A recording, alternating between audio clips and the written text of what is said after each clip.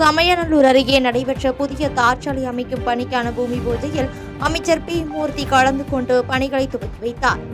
மதுரை மாவட்டம் சமயநல்லூர் அருகே உள்ள பறவை பகுதியில் நெடுஞ்சாலை முதல் ஆற்றை நோக்கி செல்லும் சாலையை அமைப்பதற்காக தமிழக வணிக வரி மற்றும் பத்திரப்பதிவுத்துறை அமைச்சர் பி மூர்த்தி இன்று பூமி பூஜை செய்து பணிகளை தொடக்கி வைத்தார். தொடர்ந்து பறவை பேரூராட்சிக்குட்பட்ட பகுதிகளில் மேற்கொள்ளப்பட்ட சில மேம்பாட்டு பணிகளையும் அமைச்சர் திறந்து வைத்தார். மேலும் மேல்காலனியில் உள்ள செல்வ விநாயகர் கோயில் மற்றும் அண்ணா நகரில் உள்ள காளியம்மன் கோவில் ஆகிய 2 கோயில்களிலும் பல லட்சம் ரூபாய் செலவில் புதிதாக அமைக்கப்பட்ட மேல்கூரைகளை அவர் இன்று மக்கள் பயன்பாட்டிற்காக திறந்து வைத்தார்.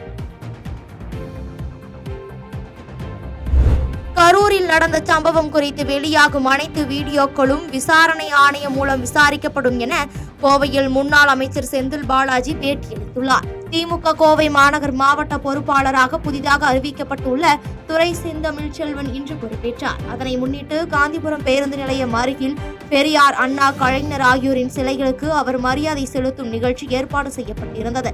இதில் கலந்து கொண்ட பின் செய்தியாளர்களை சந்தித்த முன்னாள் அமைச்சர் செந்தில் பாலாஜி, கரூர் சம்பவம் குறித்து விசாரணை முடிந்த பிறகு பேசலாம் என்றும் இது சம்பந்தமான கேள்விகளை தற்போதைக்கு தவிர்க்கலாம் என தெரிவித்தார்.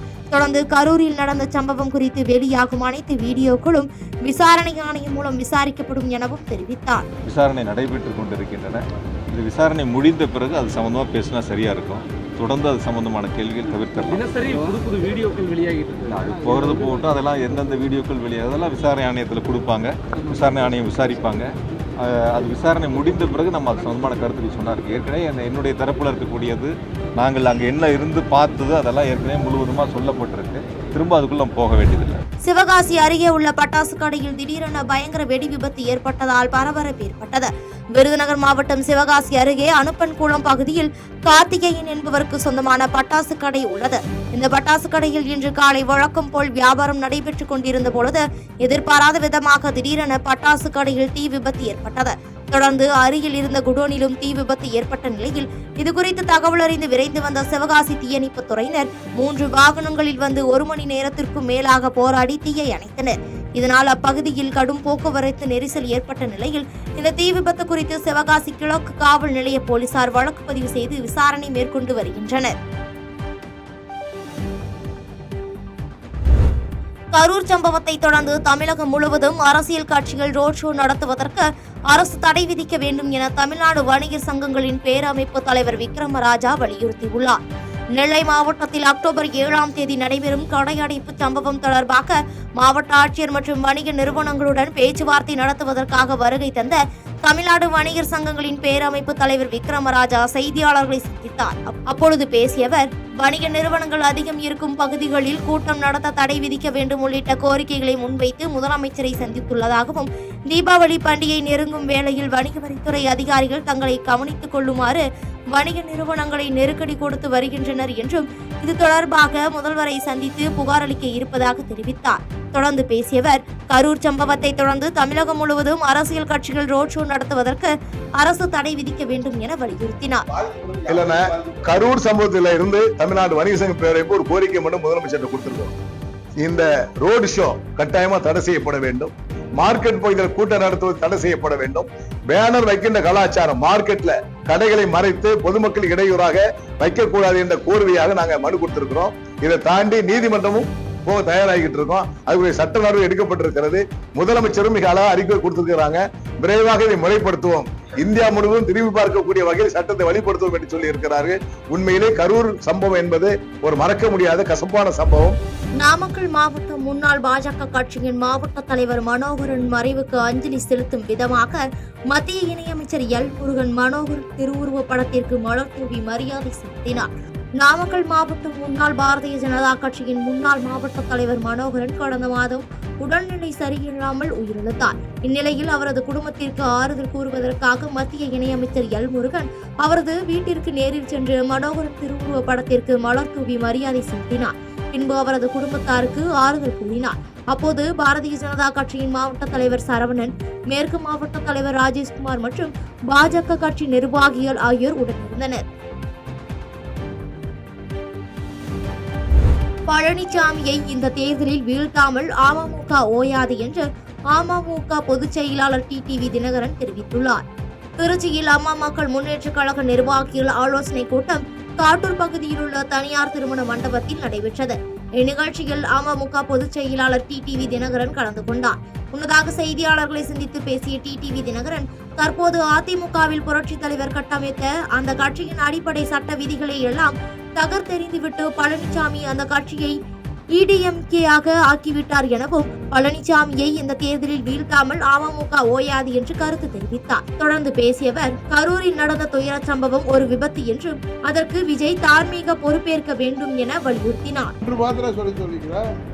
இப்பொழுது அதிமுக இல்லை, புரட்சித் தலைவர் கட்டமைத்த அந்த கட்சியின் அடிப்படை சட்ட விதிகளை எல்லாம் தகர்த்தெறிந்துவிட்டு பழனிசாமி இன்றைக்கு அந்த கட்சியை EDMK-ஆக ஆக்கிவிட்டார். பழனிசாமியை இந்த தேர்தலில் வீழ்த்தாமல் அம்மா மக்கள் முன்னேற்ற கழகம் ஓயாது. தவறு செய்யும் திமுகவினரை அதிமுக ஆட்சி அமைத்ததும் புழல் சிறைக்கு அனுப்புவோம் என அதிமுக முன்னாள் அமைச்சர் ஜெயக்குமார் தெரிவித்தார். சென்னையில் அதிமுக முன்னாள் அமைச்சர் டி. ஜெயக்குமார் தலைமையில் வடசென்னை கிழக்கு மாவட்ட அதிமுக சார்பாக பாக நிர்வாகிகளுக்கான ஆலோசனை கூட்டமானது ராயபுரத்தில் நடைபெற்றது. இதில் முன்னாள் அமைச்சர் டி. ஜெயக்குமார் உள்ளிட்டோர் கலந்து கொண்டு பாக நிர்வாகிகளுக்கு ஆலோசனைகளை வழங்கினர். அப்போது கூட்டத்தில் பேசிய அதிமுக முன்னாள் அமைச்சர் ஜெயக்குமார், திமுக ஆட்சியில் விதவிதமான காய்ச்சல்கள் வருவதாகவும், ஆனால் மருத்துவமனைக்கு சென்றால் மருத்துவர்கள் பற்றாக்குறை இருப்பதாகவும், திமுக ஆட்சியில் மொத்தமாக தமிழகம் 0-ல் இருக்கிறது எனவும் குற்றம் சாட்டி பேசினார். தொடர்ந்து பேசிய அவர், திமுக ஆட்சியில் ஏராளமான சட்ட ஒழுங்கு பிரச்சனைகள், தவறுகள் நடைபெற்று வருவதாகவும், அதிமுக அமைந்ததும் தவறு செய்யும் திமுகவினரை புழல் சிறைக்கு அனுப்புவோம் என தெரிவித்தார். அதுவும் இந்த ஸ்டாலின் ஆட்சி முன்னாடி கருணாநிதி ஆட்சியில் இருக்கும் போது தான் விதவிதமா ஜுரம் வரும். அந்த வகையில் பார்த்தா இப்பவும் பார்த்தீங்கன்னா ஃப்ளூ ஜுரமாகுது. ஒரு வீட்டில் பார்த்தீங்கன்னா 3 பேருக்கு 4 பேருக்கு 5 பேருக்கு எல்லா ஜுரம் இருமல் அது இருக்கு. ஆனால் மருந்து இருக்கா, மாத்திரை இருக்கா, ஹாஸ்பிட்டலில் டாக்டர் இருக்காங்க, எதுவுமே கிடையாது. ஒட்டுமொத்தமாக பார்த்தீங்கன்னா சுகாதாரத்தில் ஒரு 0ன்ற அளவுக்கு இன்னைக்கு சென்னை இருக்கு, இன்னைக்கு தமிழ்நாடு இருக்கு. வேலுச்சாமிபுரத்தில் ஐஜி அஸ்ட்ராகார்ப் தலைமையிலான சிறப்பு புலனாய்வு குழுவினர் ஆய்வு செய்தனர். கடந்த வாரம் சனிக்கிழமை அன்று தமிழக வெற்றிக் கழகம் சார்பில் நடைபெற்ற பிரச்சார கூட்டத்தில் ஏற்பட்ட கூட்ட நெரிசலில் சிக்கி சுமார் 41 பேர் உயிரிழந்த துயரச் சம்பவம் தொடர்பாக நீதிமன்ற உத்தரவின் பேரில் சிறப்பு புலனாய்வு குழு விசாரணை மேற்கொண்டு வருகிறது. இந்நிலையில் விசாரணையின் முதல் நாளாக குழுவினர் சம்பவம் நடைபெற்ற வேலுச்சாமிபுரம் பகுதியில் ஆய்வு செய்து பல்வேறு பகுதிகளை நேரில் பார்வையிட்டு சம்பவம் தொடர்பான முக்கிய தகவல்களை சேகரித்தனர். இதனையடுத்து செய்தியாளர்களை சந்தித்த குழு தலைவர் அஸ்ட்ராகார்ப் கூறுகையில், நீதிமன்ற உத்தரவின்படி முதல்கட்ட விசாரணையை தொடங்கியுள்ளதாகவும், விசாரணை முடியாமல் இது குறித்து எந்த விதமான தகவலையும் தெரிவிக்க முடியாது என தெரிவித்தார். இன்னைக்கு தான் முதல் நாள் நாங்கள் விசாரணை ஃபார்முலா தொடங்கியிருக்கோம், ஆரம்பிச்சிருக்கோம். அதனால இப்போதைக்கு இந்த கேஸ் நாங்கள் ஸ்டார்ட் பண்ணதுனால தொடங்குறதுனால விசாரணை இப்போதைக்கு ஃபர்தர் டீட்டெயில்ஸ் இப்போதைக்கு ஒன்றும் ஷேர் பண்ண முடியாது, சொல்ல முடியாது. இன்வெஸ்டிகேஷனை இன்னைக்கு உங்களுக்கு தெரியும், நீங்கள் பார்த்துருக்கீங்க. ஸ்பாட் ஃபர்ஸ்ட் டே விசிட் பண்ணியிருக்கோம், ஆரம்பிச்சு. கடலூரில் தீபாவளி சீட்டு பண்டு நடத்தி மோசடியில் ஈடுபட்ட ஆயுதப்படை காவலரை போலீசார் கைது செய்து சிறையில் அடைத்தனர். கடலூர் மாவட்டம் பன்ருட்டி பக்கிரிபாளையம் பகுதியைச் சேர்ந்த பிரபு என்பவர் திருப்பாத்திரி புலியூரில் பழைய தங்க நகைகள் வாங்கி விற்கும் கடை வைத்துள்ளார். இவர் தீபாவளி சீட்டு பண்டு நடத்தி வரும் நிலையில் பணம் கட்டிய 66 நபர்களுக்கு தங்க காசு மற்றும் பணங்களை தராமல் மோசடியில் ஈடுபட்டதாக புதுக்குப்பத்தைச் சேர்ந்த அனிதா என்பவர் மாவட்ட காவல் கண்காணிப்பாளரிடம் புகார் மனு அளித்தார். புகாரின் அடிப்படையில் மாவட்ட குற்றப்பிரிவு துணை காவல் கண்காணிப்பாளர் ரகுபதி தலைமையிலான போலீசார் விசாரணை மேற்கொண்டதில் பிரபு என்பவருக்கு உடந்தையாக இருந்த அவரது மனைவி ஆயுதப்படை காவலர் கோமலா மீது வழக்கு பதிந்து கைது செய்து சிறையில் அடைத்தனர். குடியாத்தம் அருகே விவசாய நிலத்தில் கை கால் கட்டிய நிலையில் இருந்த விவசாயியின் சடலத்தை மீட்ட போலீசார் இதுகுறித்து விசாரணை மேற்கொண்டு வருகின்றனர். வேலூர் மாவட்டம் பூங்குளம் கிராமத்தில் காணாமல் போன ராஜீவ்காந்தி என்பவரை செல்போன் மூலம் தொடர்பு கொள்ள முயற்சித்த அவரது உறவினர்கள் தொடர்பு கிடைக்காததால் தேடும் பணியில் ஈடுபட்டனர். இந்நிலையில் பூங்குளம் வனப்பகுதியை ஒட்டிய விவசாய நிலத்தில் கை கால் கட்டப்பட்ட நிலையில் நாட்டு துப்பாக்கியுடன் ராஜீவ்காந்தி சடலமாக இருப்பதை கண்ட அவரது உறவினர்கள் இதுகுறித்து போலீசாருக்கு தகவல் அளித்தனர். தொடர்ந்து சம்பவ இடத்திற்கு வந்த குடியாத்தம் போலீசார் உயிரிழந்தவரின் உடலை கைப்பற்றி பிரேத பரிசோதனைக்காக வேலூர் அரசு மருத்துவமனைக்கு அனுப்பி வைத்து நாட்டு துப்பாக்கியை பறிமுதல் செய்து விசாரணை மேற்கொண்டனர். முதல்கட்ட விசாரணையில் ராஜீவ்காந்தி சட்டவிரோத வனவிலங்கு வேட்டைக்காக நாட்டு துப்பாக்கியுடன் சென்றபோது மின்வேலியில் சிக்கி உயிரிழந்ததாகவும், ராஜீவ்காந்தியுடன் சென்றவர்கள் அவரது கை கால்களை கட்டி எடுத்து வந்திருக்கலாம் என்ற கோணத்திலும் விசாரணை மேற்கொண்டு வருகின்றனர்.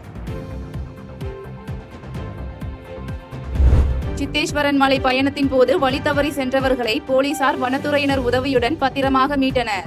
ஈரோடு மாவட்டம் கொளத்தூர் காவல் நிலைய சரகத்திற்கு உட்பட்ட பாலமலை சித்தேஸ்வரன் கோயிலுக்கு அக்டோபர் 4ஆம் தேதி சென்ற 36 பேர் வழி தவறி வனப்பகுதிக்குள் சிக்கிக் கொண்டனர். இதுகுறித்த தகவலின் பேரில் ஈரோடு மாவட்ட போலீசார் வனத்துறையினர் உதவியுடன் சுமார் 5 கிலோமீட்டர் வனப்பகுதிக்குள் சென்று மீட்பு நடவடிக்கை மேற்கொண்டனர். அப்போது வழி தவறி சென்ற 36 பேரும் புங்கமரத்து கொடிக்கால் என்ற பகுதியில் மீட்கப்பட்டனர். தொடர்ந்து மீட்கப்பட்ட 36 பேரும் அம்மாப்பேட்டை காவல் நிலைய சரகமான ஓலையூருக்கு அழைத்து வரப்பட்டனர். இதனையடுத்து மீட்கப்பட்ட அனைவரும் பாதுகாப்பாக வீடு திரும்பினர். திமுக அரசு நடிகை கவர்ச்சி காட்டுவதைப் போல வாக்குறுதிகளை அளித்து மக்களை ஏமாற்றுகிறது என மதுரையில் முன்னாள் அமைச்சர் செல்லூர் ராஜு குற்றம் சாட்டியுள்ளார். மதுரை மாவட்ட மத்திய தொகுதியில் அதிமுக முன்னாள் அமைச்சரும் சட்டமன்ற உறுப்பினருமான செல்லூர் ராஜு திண்ணை பிரச்சாரத்தில் ஈடுபட்டார். மதுரை வடக்கு மாசி வீதி சுந்தர விநாயகர் கோயில் முன்பு திண்ணை பிரச்சாரத்தில் ஈடுபட்ட முன்னாள் அமைச்சர் செல்லூர் ராஜு பொதுமக்களிடம் திமுக அளித்த வாக்குறுதிகளை நிறைவேற்றியுள்ளதா என கேட்டு விவரங்களை குறித்துக் கொண்டார். தொடர்ந்து செய்தியாளர்களை சந்தித்த அதிமுக முன்னாள் அமைச்சர் செல்லூர் ராஜு வாக்குறுதிகளை நிறைவேற்றாத திமுக ஆட்சியால் மக்கள் துன்பத்திலும் துயரத்திலும் உள்ளதாக கூறிய அவர், திமுக அரசு நடிகை கவர்ச்சி காட்டுவதைப் போல வாக்குறுதிகளை கொடுத்து மக்களை ஏமாற்றுகிறது என குற்றம் சாட்டினார்.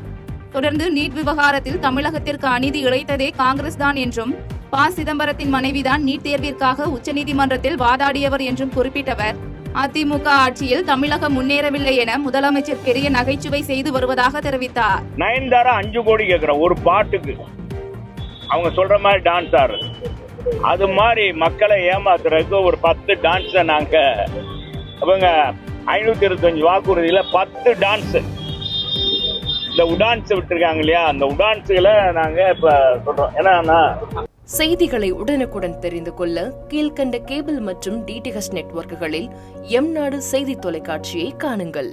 பாதகம் செய்பவரை கண்டால் நாம் பயம் கொள்ளலாகாது பாப்பா. மோதி மிதித்து விடு பாப்பா, அவர் முகத்தில் உமிழ்ந்து விடு பாப்பா.